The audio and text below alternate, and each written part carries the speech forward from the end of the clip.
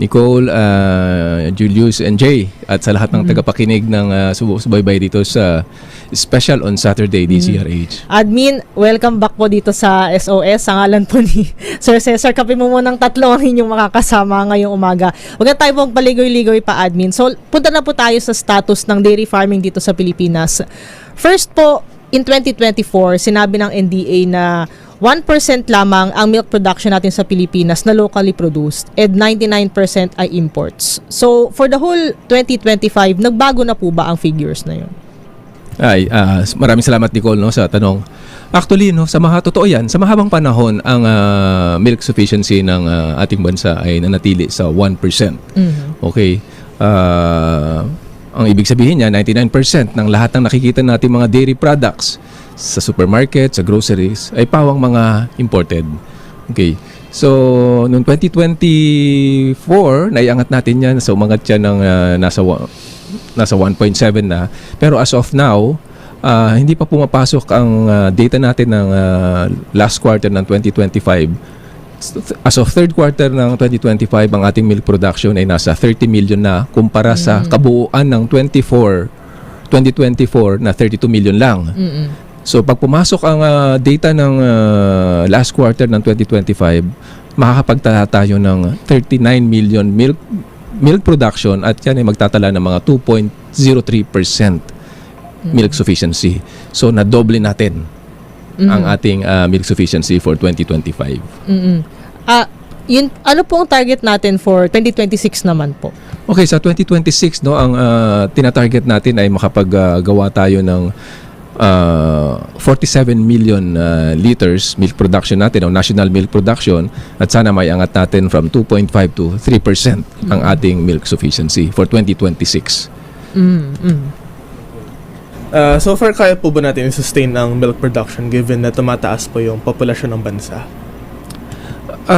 Sa ngayon, nananatili kasi na ang kaya lang natin, hindi pa tayo self-sustaining. Ang ating bansa hindi pa self-sustaining. Gaya ng nasabi ko, 2% pa lang ng requirements natin ang kaya nating ma-sustain. Pero yung 2% na yan, napangyari natin yan nang wala pang importasyon na nangyayari sa loob ng 3 taon. 2023, 2024, 2025, wala pa tayong ini-import ng mga dairy animals dyan. So walang animal infusion. Pero napangyari natin yan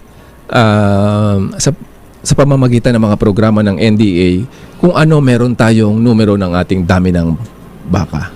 Okay, speaking of gatas, recently nilaunch po ng LGU Manila, ng City Government of Manila, ang programang Your Milk. So ito po ay programa kung saan bibigyan ng libreng gatas 3 times a week for 90 days ang mga daycare students ng City Government of Manila. So, put it simply, gaano po ito kahalaga both para sa mga bata at para sa mga dairy farmers natin? Ay nako, Julius. Sobrang ganda ng programa na yan na nasaksihan ko mismo, Dahil yan ay napakalaking tulong para sa mga bata. Ang kahalagahan kasi ng gatas is yan ay punong-puno ng protina, ng calcium, vitamin A at vitamin D at iba pang mga mahalagang bitamina na tumutulong sa pagpapalakas ng katawan, ng ngipin, ng buto at ng isipan ng mga bata. Marami na ang pag-aaral na nagsasabi na pag ang bata sa unang panahon ng kanyang pagkabata ay hindi yan nabibigyan ng tamang nutrisyon, nagkakaroon ng nagiging epekto to sa pangangatawan ng bata, katulad nagiging bansot ang bata or humihina ang pangunawa. In fact, may lumabas ng pag-aaral, mga PSA. Sa Pilipinas, tumataas ang functional illiteracy. Ano ibig sabihin yan? Nung araw, ang illiteracy na alam natin, basic illiteracy, no read, no write. Ngayon, ang illiteracy, meron pang you can read, you can write, pero you don't understand. Comprehend po. Cannot comprehend yung mga bata. Mahina ang pangunawa. At isa sa pwede makatulong upang i-address yan habang bata pa, ay gatas. Now, pagdating naman po sa ating mga magsasaka, tuwang-tuwa ang ating mga magsasaka nung mahalaman nila yung programa na yan. Dahil, alam naman po natin, maikli lamang ang milk feeding program ng ating DepEd at DSWD. Last noong 2024, nasa 21 days lang. Ngayong 2025. Ngayong 2026, 30 days. okay, ginagawa naman ng gobyerno lahat para magkaroon ng milk feeding program, pero hindi sapat ang haba. Marami na rin pag-aaral na nagsasabi na dapat ang feeding program tumatagal ng 120 days. Yes. Kung gusto mo talagang maramdaman ang full benefit ng feeding program.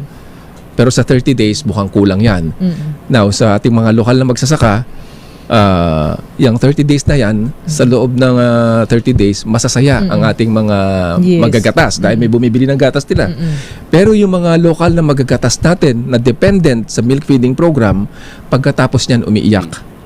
Dahil tumutulo pa yung gatas ng kanilang mga hayop, na inaalagang hayop, pero wala nang bumibili.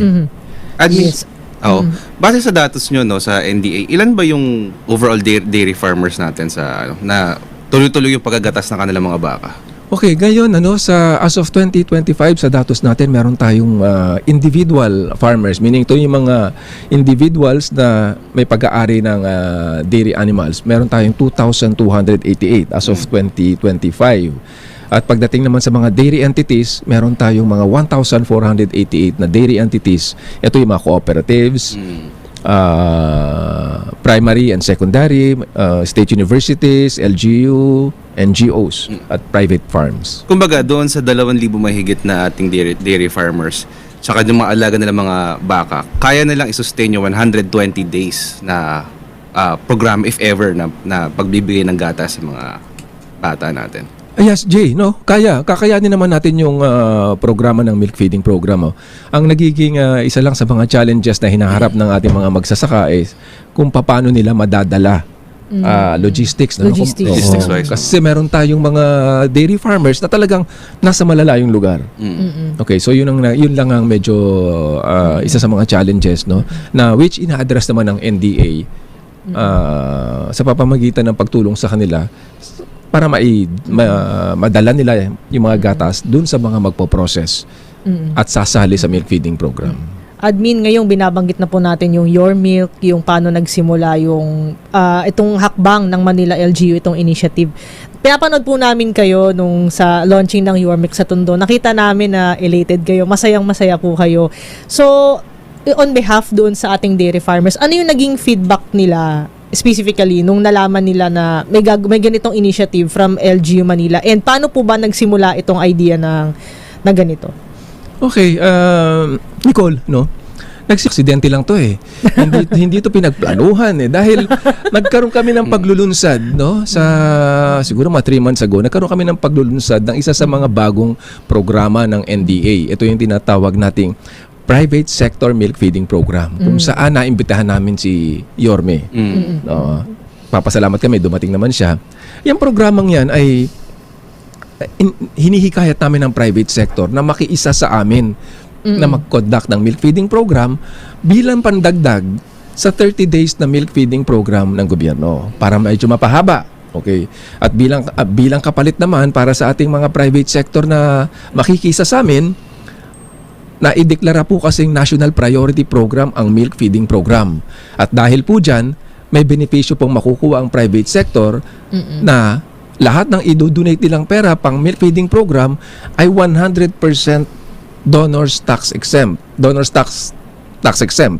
At 100% na magagamit nilang tax deductible. At dahil nga po, para matulungan ating mga farmers na pagkatapos ng feeding program, wala nang bumibili ng milk feeding program, wala nang bumibili ng gatas nila. Nung madinig po ni Yorme yan, naantig talaga ang puso niya sa ating mga magsasaka. Kaya nga po nung tayo naglunsad, ang sabi ko, ang mayor nyo, city boy. Pero may puwang sa puso niya, ang mga magsasaka. Sabi niya, lahat ng mga pwedeng masayang na gatas dahil walang bibili, dalhin nyo sa City of Manila.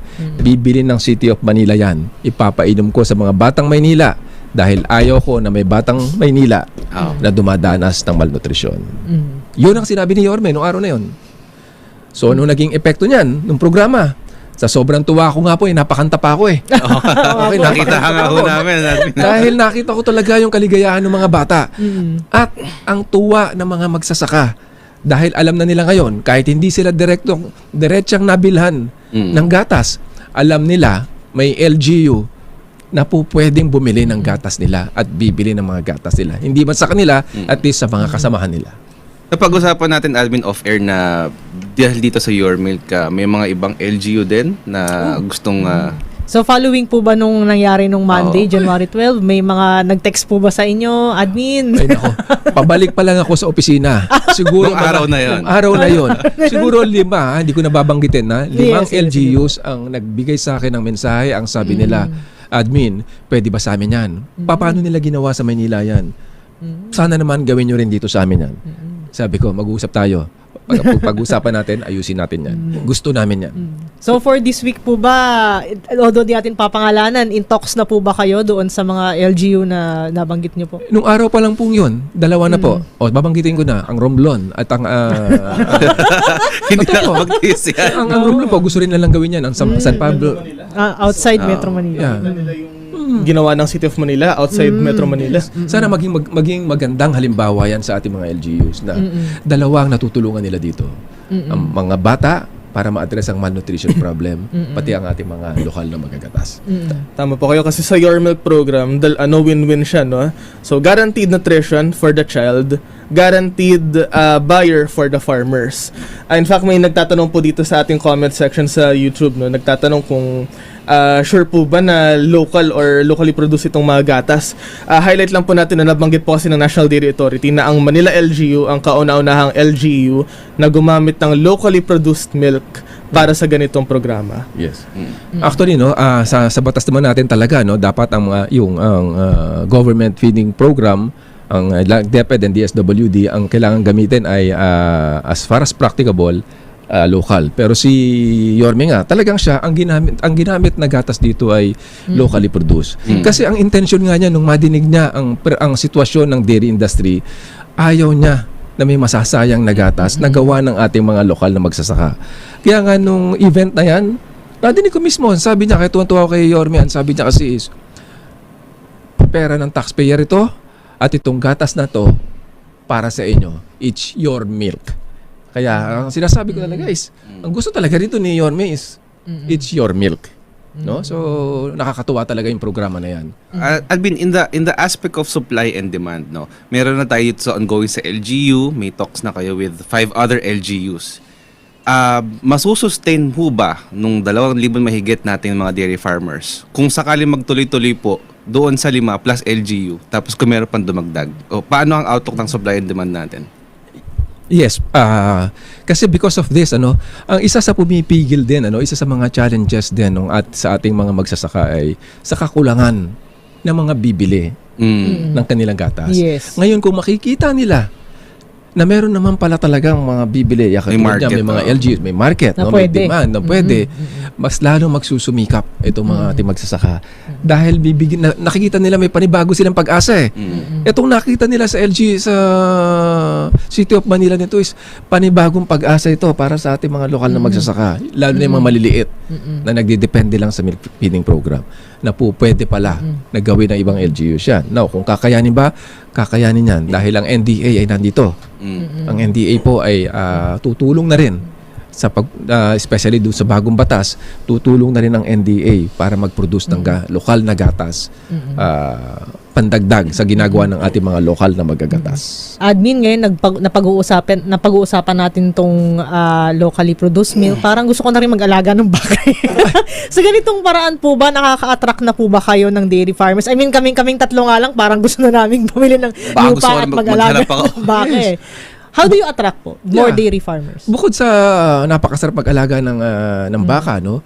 Dito sa pag-aalaga ng baka is meron tayong tinatawag na sa dairy, ang kita ay daily. Kasi habang gumagatas ang yung baka na yan, for as long as merong yan, may mga namimili ng gatas na yan, kumikita ang ating mga magsasaka.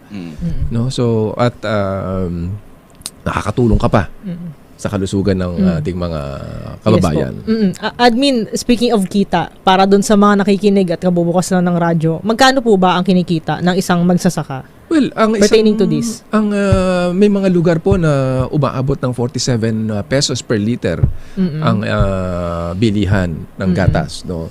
So kung 47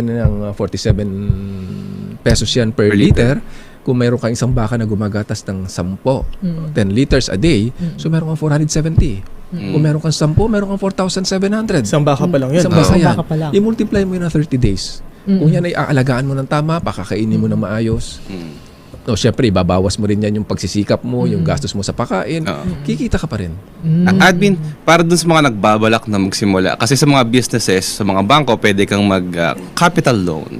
Dito ba sa NDA, meron tayong baka loan? Oh, okay. Magandang tanong yan, Jay, no? Kasi nag-take effect na yung bagong batas, no? Yung Animal Industry Development and Competitiveness Act or yung Republic Act 12308. Okay, dito sa bagong batas na to, minamandato na ang NDA o ang gobyerno na yung dating animal dispersal namin na baka loan o soft loan, yung tinatawag na paiwi, tinanggal na po yan. Ngayon po, ang pagbibigay ng baka, ng mga animals sa ating mga magsasaka sa smallhold, basta qualified lang qualified smallhold, medium scale farmers, cooperatives, association, grant na, meaning libre. Wala na silang babayaran ngayon. Ilang baka ho ang grant na pwede na ibigay sa grant? Okay, sa amin for as long as magko-qualify yung mga smallhold, medium scale farmers na yan, ang 1 hectare po ay tinitingnan namin na po pwede mabigyan ng 3 hanggang 5. 2 hanggang 5. 3 hanggang 5, no? Of course, subject yan kung may dumating na yung ating mga alagang hayop, no, na pwede nating ipamigay. Basta meron na po at magko-qualify yung ating mga farmers, then tutulungan natin yan na makapasok sa dairy farming. Yes. Tayo ay magko-commercial break po muna, admin. Ang oras muna sa buong Pilipinas, 8:32 ng umaga. Daya ng National Dairy Authority. Admin, kanina pinag-uusapan natin, you mentioned na isa sa mga LGU na tumawag sa'yo na interesado rin magkaroon ng kanilang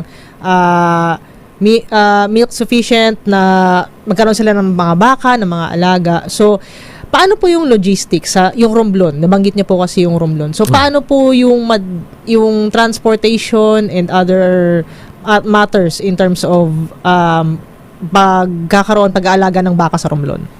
Okay, Nicole, no? Actually, nagustuhan din ng ilang mga LGUs, no? Gaya ng nasabi ko. Ang Romblon, especially ang mayor ng San Agustin, yung dating mayor, no, ng San Agustin, si Mayor Madrona, nagkaroon siya talaga ng interest. Nagkaroon sila ng interest dito sa pagdidairy. Dahil sa nakita rin nila doon sa ginawa ng City Manila na mayroong pinapainom na gatas, no? Sa kasalukuyan kasi walang dairy industry, wala pang dairy farming sa Romblon. So, sa pag-uusap namin ng dating mayor ng San Agustin, gusto nilang magkaroon ng nagpapatulong sila magkaroon ng dairy farming sa Romblon, ano?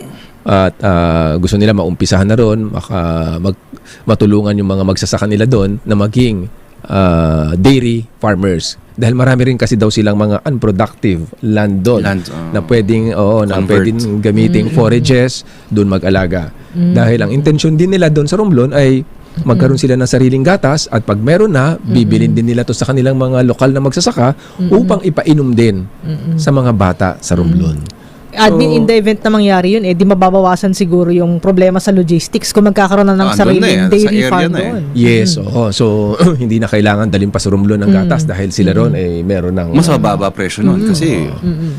So, isa yan sa mga tinitignan namin ngayon, no? Nag-uumpisa na yung mga pag-uusap dyan and hopefully maumpisahan na ang dairy farming din dyan sa...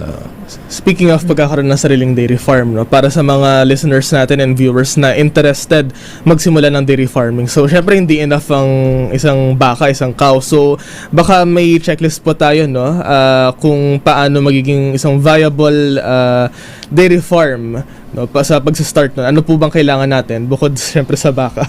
Oh, okay. For starters. Oh, For starters. Ang una nilang dapat gawin susulat po sila sa amin, no? Magpapadala sila ng letter of intent, no, na gusto nilang pumasok, no, sa pag-aalaga ng mga baka. So, yang sa letter of intent na yan, ititignan namin yan, then bibisitahin namin ang kanilang lugar. Okay, so i-evaluate siya ng aming mga technical kung yung lugar niya ay viable para mag-alaga siya ng baka. Pag yan po ay nakita na po pwede, may sapat na lugar para tamnan ng pakain, etc.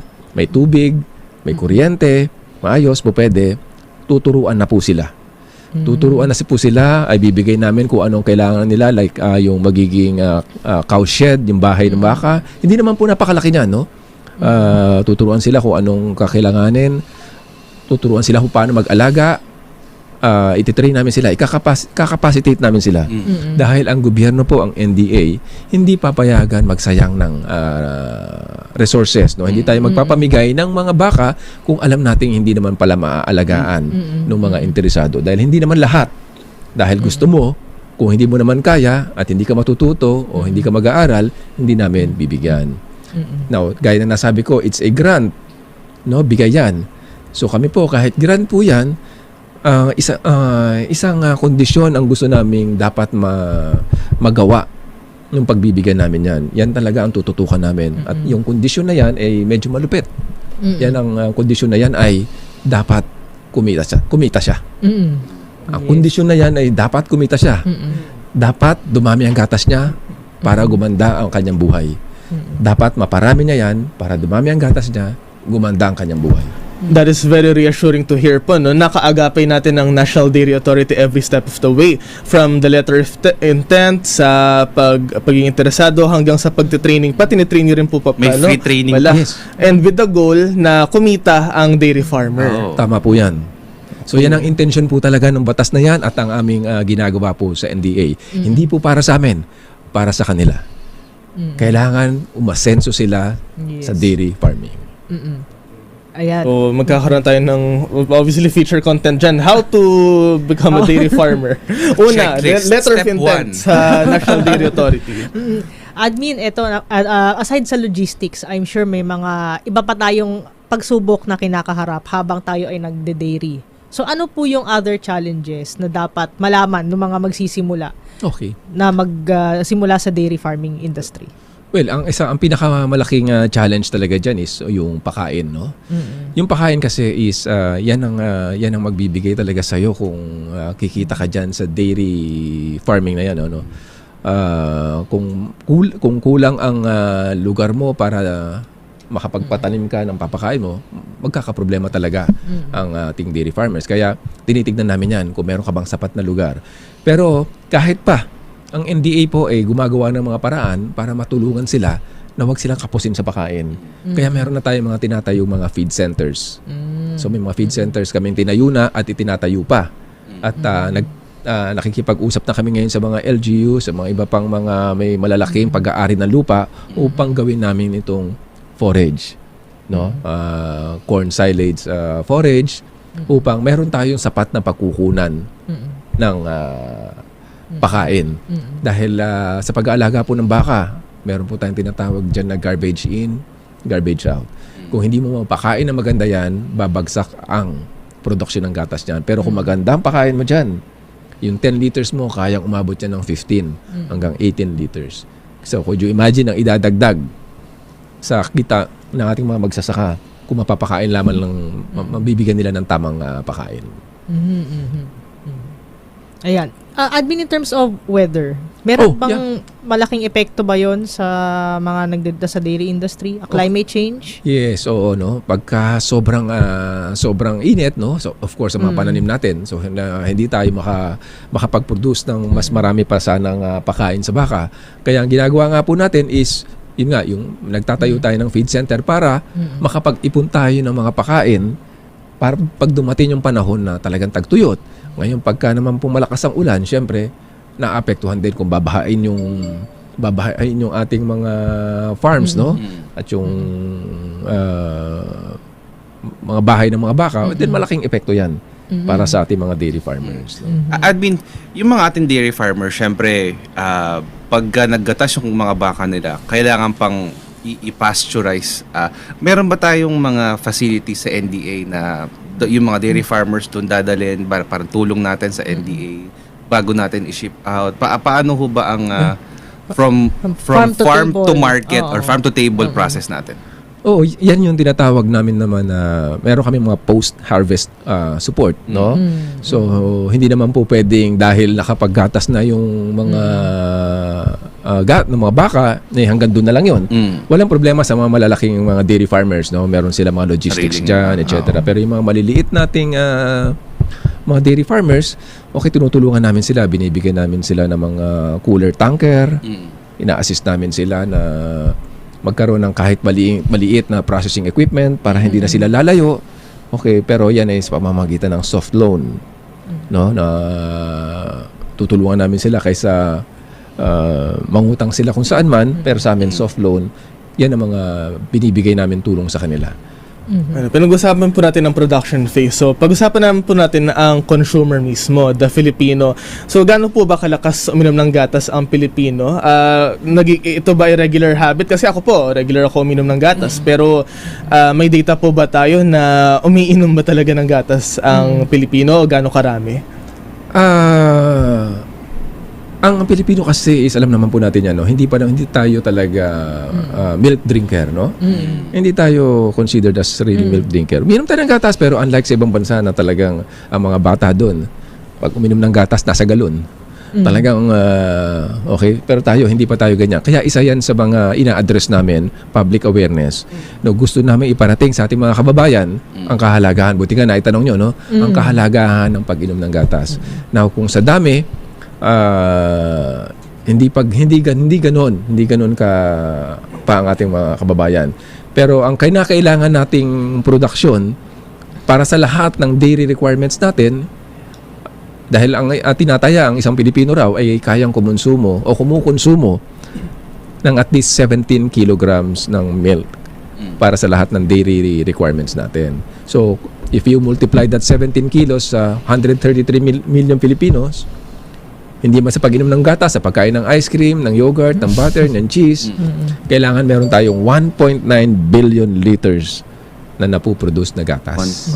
Okay, kasi nabanggit ko po yan dahil sa Estados Unidos, pumirma ng batas si US President Donald Trump bringing back whole milk sa school cafeterias nationwide. So that's 50 states ng US. Part ng regular diet ng isang US student, primary student, ang gatas. So, dito po sa Philippines, parang ano po ba yung may re-recommend nyo? Like, 1 glass a day po ba? Or 1 glass per... ano po yung recommendation natin dito? Well, siguro naman dapat sa araw-araw umiinom ang isang bata, umiinom ng gatas. 1 glass per day. Kasama sa dietary plate niya yan, ano? No? Kasi hindi naman po pwede ang ating plato ay puro prutas, puro kanin, puro gulay. Puro ulam. So, puro karne. So dapat din kasama sa ating dietary plate, no? Hindi lang sa bata, kahit sa ating basta wag ka lang lactose intolerant, ano? Dapat kasama sa plato mo yang sa pagkainan mo na may gatas. Simply, ano po health benefits ng 1 glass of milk per day? Well, yan, no? Isa yan, magpapalakas ng iyong katawan.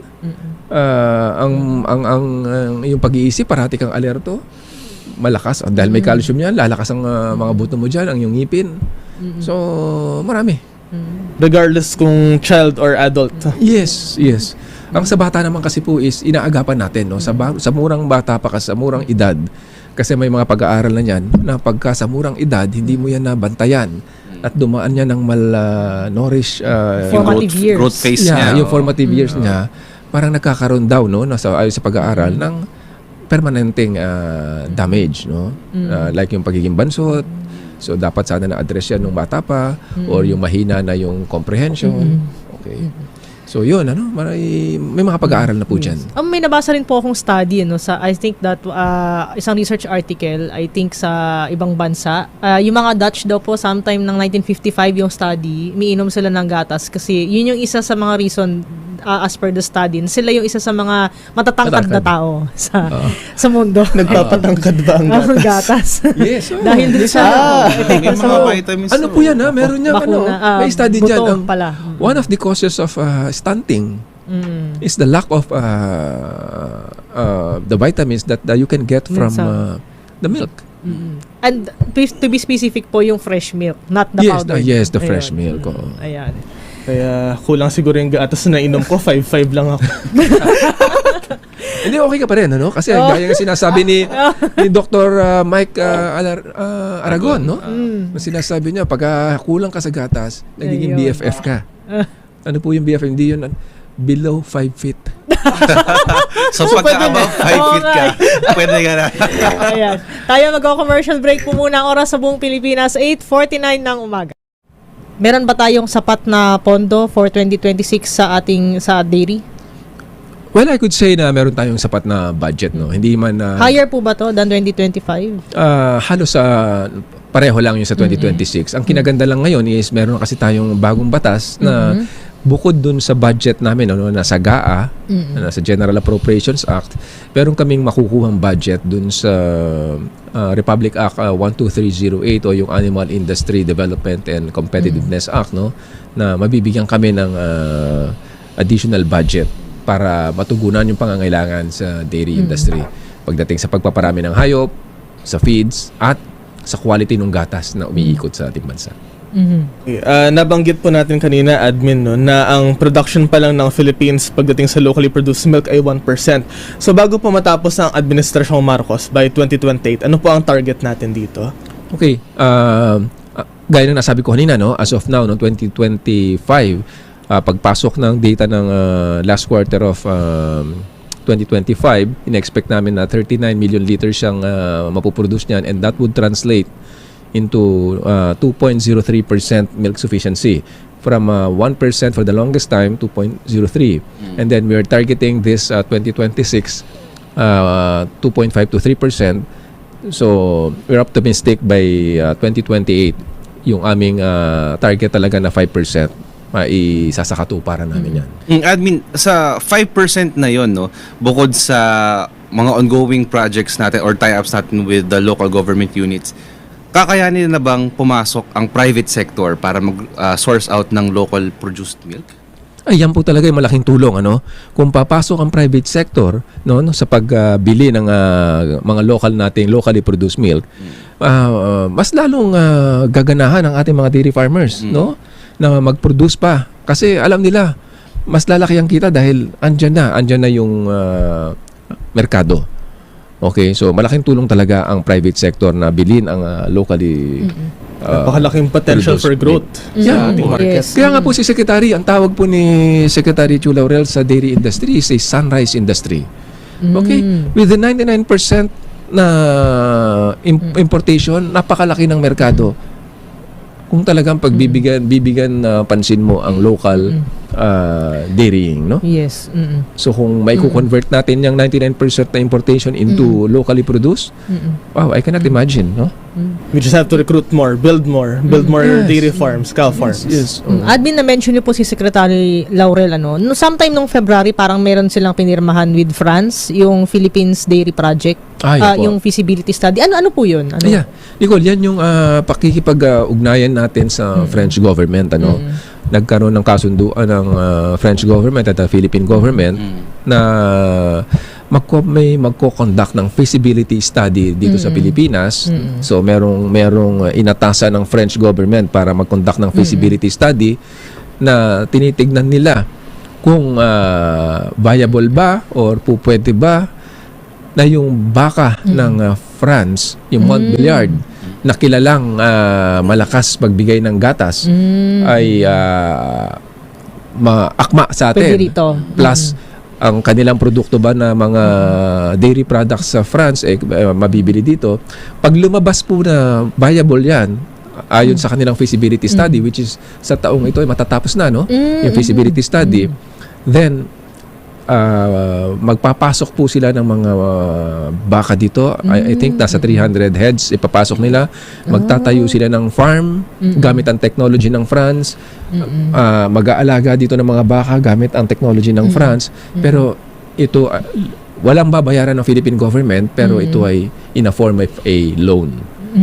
No, na dadalhin dito sa How many liters po ito, yung mga cow na to, sa isang araw? Kasi you mentioned kanina, parang regular cow produces about 10 liters. So, how many liters? Ito po French cow po ito. Yes, French cow. No? Ang average kasi natin yung mga cows natin dahil depende sa pakain, no, nasa 10. Pero actually, ang magandang baka kayang gumata siya ng mga 20 to 25 to 30. No? Kung maganda ang pakain mo. Itong Montbéliard na to ata is nasa mga ganyan, 25 to 30 liters ang kayang produce. Kaya imagine niyo kung isang magsasaka, merong gatas na gumagatas ng may baka na gumagatas ng 30 liters, multiply it with 47, 45 or 47. So, yun ang posibleng gross income niya for the day. Then multiply it with the number of heads and then times 30 days times kasi 250. Isang cow, parang 40,000 pesos agad yung kita kung consistent na 25 liters per day with the 47 per liter rate. Okay. Admin, itong project na to, may kasama po bang modernization, training from the end ng France? And sa end po ng NDA, how do we modernize ang Yes. dairy farming? Oo, no. Dito sa project na to with the French government, kasama rito yung modernization, no. Of course, yung technology nila sa France. Magkakaroon ng technology transfer yan, so tuturuan nila tayo, no, kung paano nila ginagawa yan using yung Montbéliard nila. At saka of course tignan natin yung standard practice, no, kung paano yung kanilang dairy farming. Baka meron tayong matutunan palalo sa kanilang teknolohiya at saka ang proseso nila, no. Admin, huling tanong mula sa akin, no. Milk is a very versatile product. Pwede mong gawing keso, pwede mong dried milk. Ano ho ba yung mga possibilities and meron ba tayong facilities sa NDA para i-convert yung milk product para sa mga dairy farmers natin? Oo. Maraming pwedeng paggawa ng maraming pwedeng paggamitan ng gatas, no. Kaya pag sinabi mo dairy products, no, pwede yan ready to drink milk. Yun kasi madalas ang alam natin, no, the ready to drink milk sa ice cream, sa butter, sa cheese, sa margarine, sa yogurt, no? Sa mga pinahalo natin sa mga handa natin sa at yung mga panghimagas, dessert, yema, etc. Ang NDA po ay tinutulungan din natin ang ating mga kababayan, mga maliliit nating lokal na magagatas, no? Kung paano nila magagamit yung mga gatas nila hindi lang as ready to drink milk, no? Sa paggawa ng pastillas, sa paggawa ng mga keso. So tinuturuan din natin sila yung mga locally made na ice cream. Nagtuturo po kami niyan. Parang dagdag po sa kanilang Kapag ibang market naman, yes, no, habang wala pa yung milk feeding program, o wala pang kumukuha sa kanila, parang mga backyard business ba nila? Yes. So not totally zero kapag wala kang customer ng gatas, not totally zero kasi may Yes. ibang avenue for Yes, products. tinuturo po ng NDA yan. Admin, last 2 questions na po dahil 9 a.m. na po. Pero sa lahat na napag-usapan natin ngayong umaga, ano po sa palagay nyo ang future ng dairy farming sa Philippines? And ano po ang mensahe ninyo doon sa mga dairy farmers at sa mga gustong mag-alaga ng baka? Well, future ng dairy farming, napakalaki, no? Gaya ng nasabi ko, sinabi ni Secretary, dairying is a sunrise industry. Kung pagtutuunan lang talaga ng pansin, no? Napakalaki ng merkado, napakalaki ng pwede pang maidagdag dito. So, kailangan lang talaga ay suporta ng gobyerno, tulong ng private sector, at of course, yung determinasyon ng ating mga magsasaka na lokal na magagatas na pinasok nila to, talagang seryosong negosyo to. Okay, so ang aking mensahe lang sa ating mga unang-una, of course, doon sa City of Manila, maraming salamat.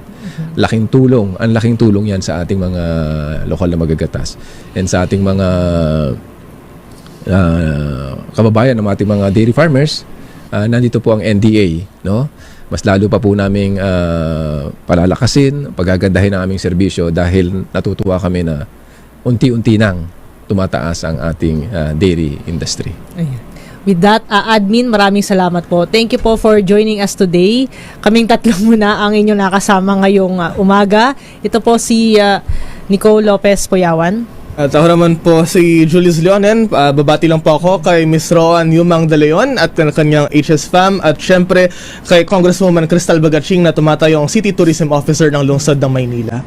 At speak of babatiin ko na rin ang aking matalik na kaibigan, si James Domingo, nag-birthday siya noong January 15. Ako pa rin po, si Jay Vera Cruz. Next week po makakasama na natin si Dr. Cesar Chavez dito sa Special on Saturday. Ang oras sa buong Pilipinas, 9:02 ng umaga.